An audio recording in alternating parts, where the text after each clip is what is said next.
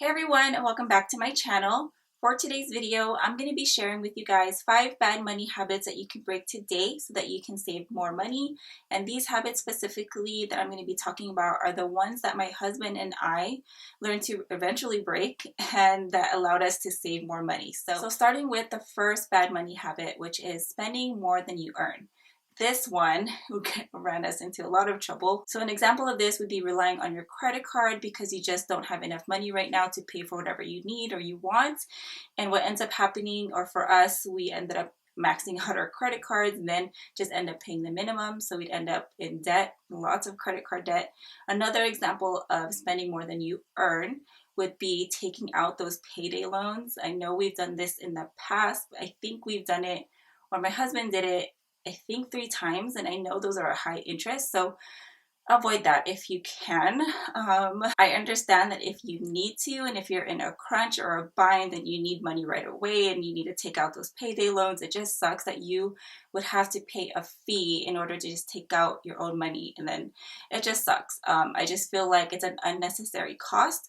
So hopefully that's one of the habits that you guys can break, or hopefully that's something that you're not doing on a consistent basis because it can really eat up your money. So, and another example of spending more than you earn would be overdrawing on your checking account all the time. I did this a lot.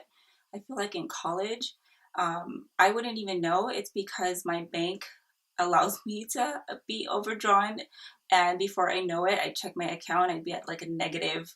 I think they charged 30 something dollars per transaction. So every time I would, I don't know, I just remember I went over so much. I was in a negative balance with my checking account. So by the time payday came, most of my paycheck, or a lot of my part of my paycheck, would be going toward just paying those fees. So make sure you guys are always on top of what is inside your bank account. Make sure you are not spending before you earn your paycheck. Bad money habit number 2 would be not setting aside an emergency fund. As embarrassing as it is for me to admit this, my husband and I didn't have an emergency fund until 2018. I think that's when we discovered Dave Ramsey and we decided to do step number 1, and that was to have $1,000 as an emergency fund. Before this, I've been working since I was 18. I'm 36, turning 37, and I've never had an emergency fund. I had a savings account, but I'd always take money out from there because I was always using it. And I can't even remember what. We've never had a savings account until 2018. And when you have an emergency fund, you can avoid the number 1 bad money habit, which is spending more than you earn, because if you run into an emergency, at least you have a backup and you're not using your credit card, you're not overdrawing on your checking account, and you're not taking out payday loans just to pay for an emergency. So that is bad money habit number 2, is to set aside, even if it's just a few dollars, a little bit every single paycheck.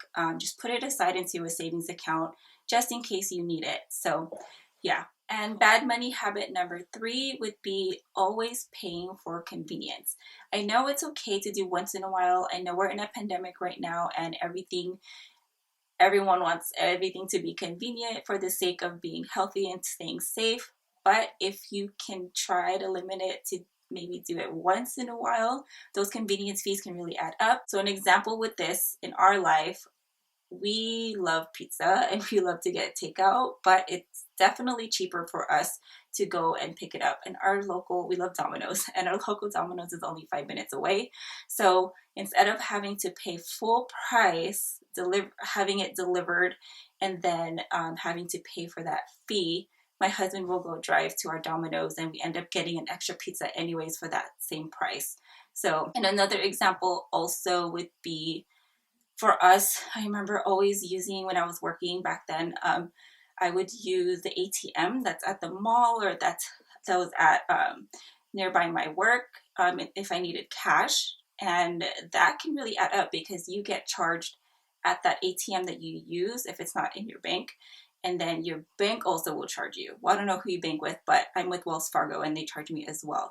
So I think I would pay a total of $6 just to get money out. So if you can avoid paying for those convenience fees, or maybe try avoiding doing it all the time, maybe just doing it once in a while whenever you're in a bind or really really need it, especially if you are living paycheck to paycheck like how we were, and you know, you need those extra dollars. So yeah, try to avoid those convenience fees if you can. And bad money habit number 4, impulse spending. This is the one I am for sure guilty of, and sometimes find myself impulse spending, but for sure not like how I used to. A lot of our purchases are very much planned out, but before, oh my gosh, you guys know the story. If you go to Target for one thing, you will end up with a cart full of stuff that you probably don't need or not need right now.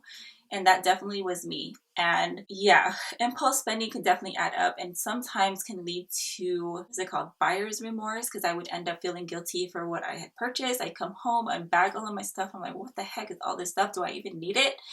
So impulse spending, really bad. And I feel like a lot of times when we impulse spend, it's probably because we are emotional spending or spending because we're bored online shopping, and you know, because we see this money in our bank account maybe and we're like, oh, let me go online shopping real quick or see what I can find. But yeah, impulse spending for sure. It's one of those bad money habits that I think we all should be better about not doing, because it can really, really mess up your financial goals. Try to avoid impulse spending if you can, and try to plan out, make a list when you go to the grocery store, when you go to Target, and really just focus on the things that you need before you go into the store or before you purchase online. Make a list, plan it out, think about your purchase. And bad money habit number 5 is only paying the minimum payment, the minimum due amount on your credit cards, especially the ones that have high interest. And I know for sure for me, I wrote down an example on here. So my Best Buy card that I had for a really long time, I think I got it in 2005 or 2006. And I remember that purchase. I really wanted to buy my own computer set. I forgot what brand of computer it was. It was in 2005, 2006. It was a 1-year, no interest kind of card. And I just kept paying the minimum payment. And before I know it, Best Buy had a high interest from what I remember. I don't remember exactly the amount or the percentage of the interest rate, but what I do remember is paying the minimum due and then it barely making a dent in my balance, my credit card balance. So I was paying that card forever until I finally realized, like, I can't just be paying the minimum payment on this. I need to freaking finally pay it off. And that card was only barely paid off in 2018. And that was the year that my husband and I officially started our debt-free journey. Like, we decided that we were going to pay off all of our debt. And I cannot believe, just thinking about it now, that I had that card for that long. So don't just pay the minimum amount due. You are going to be in credit card debt a lot longer.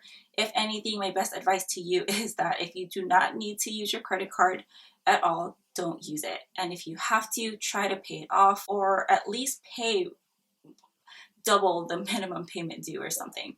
So yeah, don't be like me. Don't be just paying the minimum payment or the minimum amount that's due for your card. Anyways, guys, that pretty much wraps it up for this video. I hope that you found it helpful. Let me know in the comments below which of these bad money habits that you are guilty of, or maybe which one of these habits that you have learned to break. I would really love to know. Thank you guys as always for watching, and I will talk to you in the next video. Have a good one, guys. Bye.